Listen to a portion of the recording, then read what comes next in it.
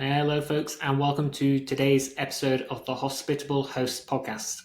The world of short-term rentals is constantly evolving, and insurance is no exception. Today, we have Darren Nix, founder and CEO of Steadily, here to help us navigate the STR insurance landscape in 2025 and beyond.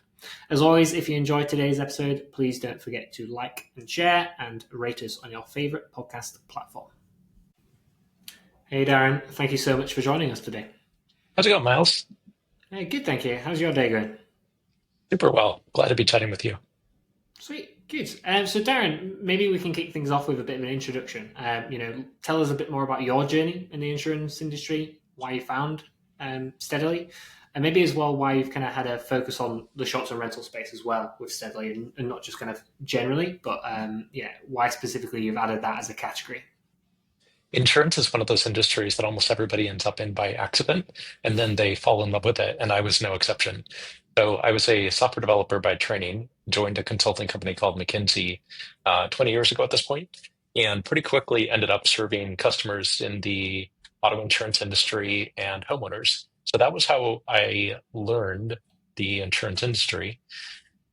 And my focus at the time was on helping carriers that wanted to be able to do online self-serve insurance. So think of like going to a website, getting a quote in 60 seconds. That was my world. And so skipping forward 15 years, I had been doing this startup thing for the better part of a decade and had recently sold my last company, started investing in real estate. And when I went to get insurance for my rental property up in Chicago, the experience took about a week. The pricing was about 6 times more expensive than what I was paying for homeowners insurance. And that was my first inkling that there might be a better way to do insurance. And so as I bought more properties over the next 3 years, insurance kept being a pain point, both from the experience and also the price. So I went back to my roots as an insurance guy and built Steadily to be the best in the world at insuring rental properties. Nice, awesome. And so, obviously, there you kind of told us about the difference in price when you first came in for your owner's insurance policy, and the rental property price. Um, what are some of the fundamental differences between homeowners insurance policies and short-term rental ones, and why is it important to have short-term rental specific policy if you're running a short-term rental? The main difference between a homeowner's policy and a landlord insurance policy is simply that it covers the property for damage that tenants do. So it's going to be priced differently Mhm. because in a homeowner's policy, they're underwriting you as the owner because they're expecting that you're going to take a certain level of care of the property, et cetera. When you introduce a tenant into the mix, they understand that all bets are off because you don't necessarily know who the tenant is going to be. And so they have to price in that uncertainty. So the main distinction is just that you can't get a homeowner's, like an owner occupied policy on a rental property because it's ineligible. And so you have to tell your agent, hey, this property, I'm not going to be living in it anymore. I need to get coverage for it. And that determines the eligibility. And it of course impacts the price. Of course, yeah. And how about the differences between long-term and short-term rental policies then? Because obviously there's still an element of not knowing the tenant as well. But Mhm. I guess for long-term, you have a bit of a better idea, at least for the next 12 months, who the tenant is. So does that drastically, affect the pricing and policies as well? Not drastically. On average, we see that a rental policy that's endorsed for short-term rentals is going to be about 5 to 7% more expensive than a long-term rental. And that checks the box that says, yes, you're eligible for this property as an Airbnb, even though you don't have long-term tenants or as a VRBO. And so it does cost a little bit more because there's a higher level of risk, but the main impact that you'll see is it reduces the number of carriers that are willing to underwrite it. So if you think about the universe of homeowners insurance companies, 100% of them will insure a random property in Arizona. As soon as you say, will you insure a long-term rental? You probably chop off about half of those carriers. And when you say, oh, and I want to do a short-term rental, you're eliminating another two-thirds of those carriers. So it's a smaller pool of people, and that means that there's less price competition. So it's going to be a little bit more expensive, but it's not too bad. Okay, interesting.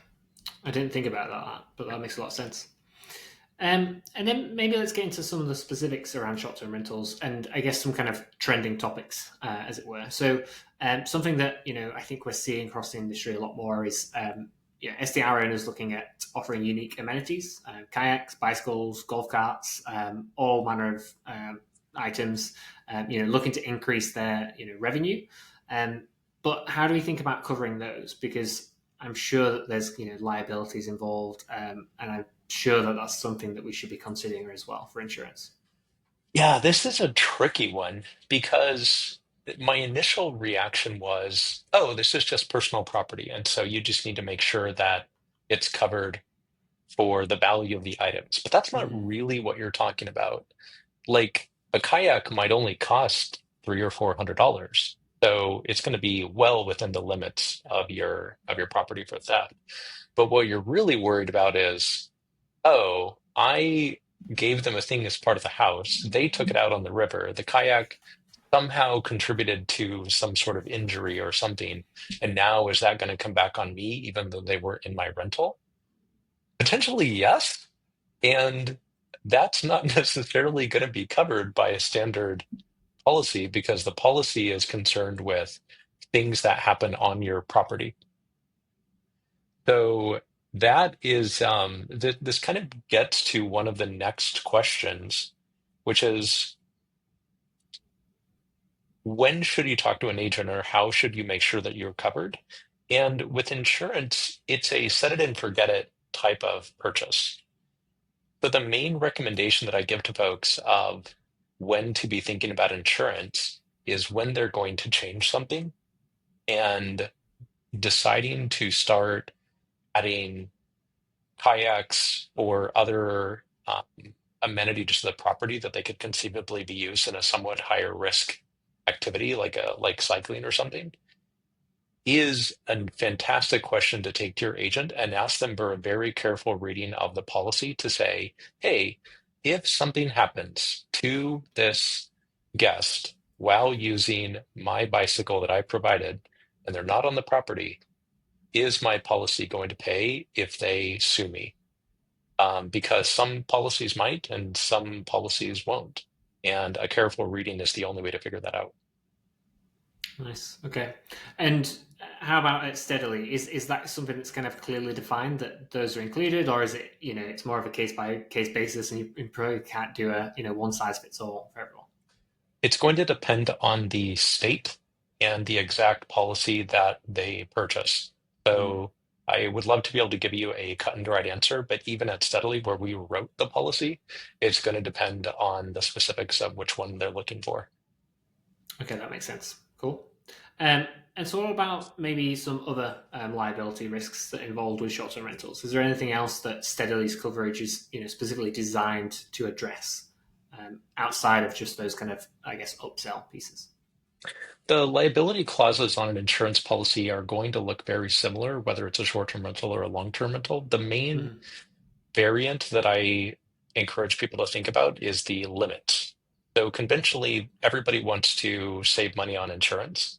And so folks are often looking at like a $500,000 limit on their liability. If you think about it, that's a really low limit. Um, if a if a plaintiff comes after you and you lose a lawsuit, it's very common to see those judgments in excess of 1 million.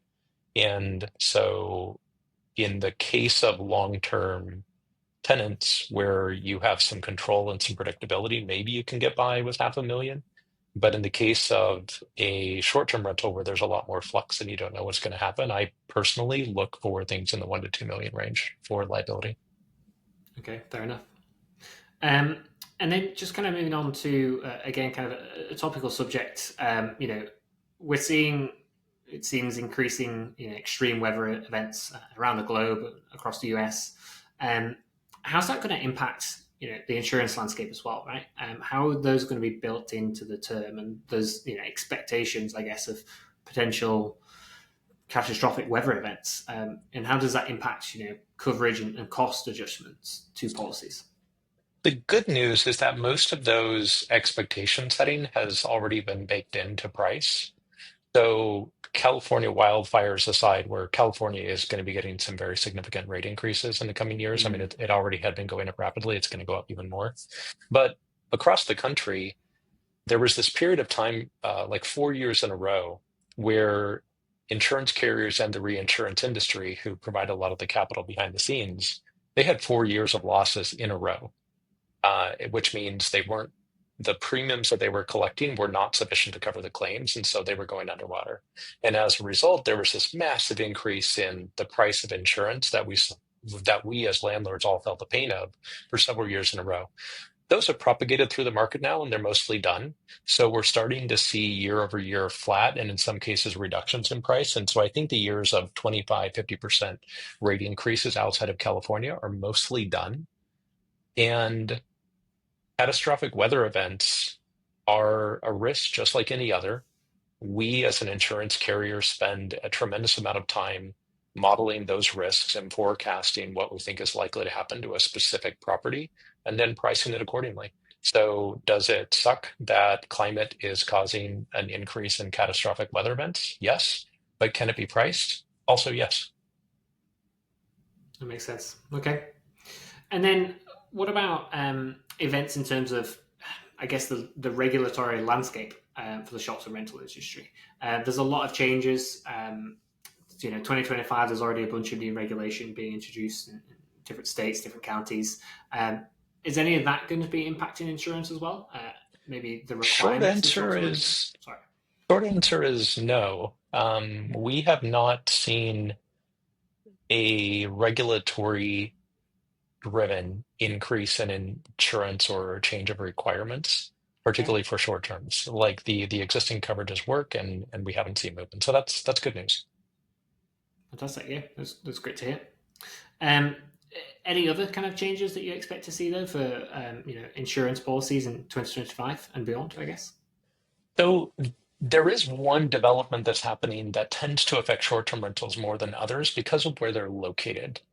So short-term rentals are often in beach towns, which means hurricane risk, in Mm, mountain towns, which means wildfire risk, and also elevated hail, if you're in Colorado and things like that. And these are all the things that insurance carriers are very keen to manage their exposure on. Because, and just rewind and to think about insurance principles, whenever I bring up this topic of insurance carriers trying to avoid like losses, I have this I recognize the irony that our whole job is to protect against damage and bad things happening. So why would we be trying to avoid particular areas? And so I want to explain kind of some of the background really quickly. It is very uh, historically, insurers have done a very good job of setting up prices when what happens to one property is totally uncorrelated with what happens in another property. So if your house burns down in North Austin, the probability that the rest of the houses in Austin are also going to burn down at the same time is zero. And so an insurer can have like little fires and water pipe bursts and stuff scattered around, and everything is perfectly fine. It all just comes out in the wash. It's an average.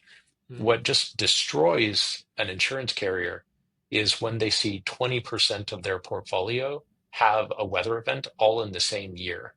That's just catastrophic because it's not random, like it's called systemic risk. yeah. And so when we talk about coastlines and wildfires and things like that, if you're in a wildfire area and you're insuring a profit in Tahoe and one property burns down because of wildfire, chances are your entire portfolio is going to burn down in Tahoe. And so this is getting back to the point about developments that we're seeing. What carriers are starting to do is to like split the coverage in half, and they'll say, we will cover you for normal fires, like your heater, you left your heater on or your wood stove. We'll cover you for water pipe bursts, but we won't cover you for catastrophic weather events, like systemic events. And so those policies are like much cheaper because they're like removing the wildfire risk, they're removing the hurricane risk. The downside of that, though, is that's a that's a big bucket of risk, and so now you're on the hook for like the wildfire risk, which leaves you needing to get two policies, like one wildfire policy and one normal policy. And typically that wildfire policy is going to be like from a state fund or something like that, where it's a government subsidized program. And that's kind of how the industry is trying to adapt to these huge weather events, which otherwise just are incalculably large and catastrophic events for an insurance carrier. That makes a lot of sense. Cool. Okay. So I think maybe just one final question for you, Darren. And we've kind of touched on these subjects, but I guess what's kind of the one thing, the one piece of advice you give to a first-time host looking to sort out their insurance? My strong recommendation to anyone buying insurance of any type is to call someone who does that type of insurance for a living. Mm. So, without naming specific names, if you're going to get auto insurance, that's easy. Like, there's a lot of companies that they do this day in and day out. Homeowners, same thing.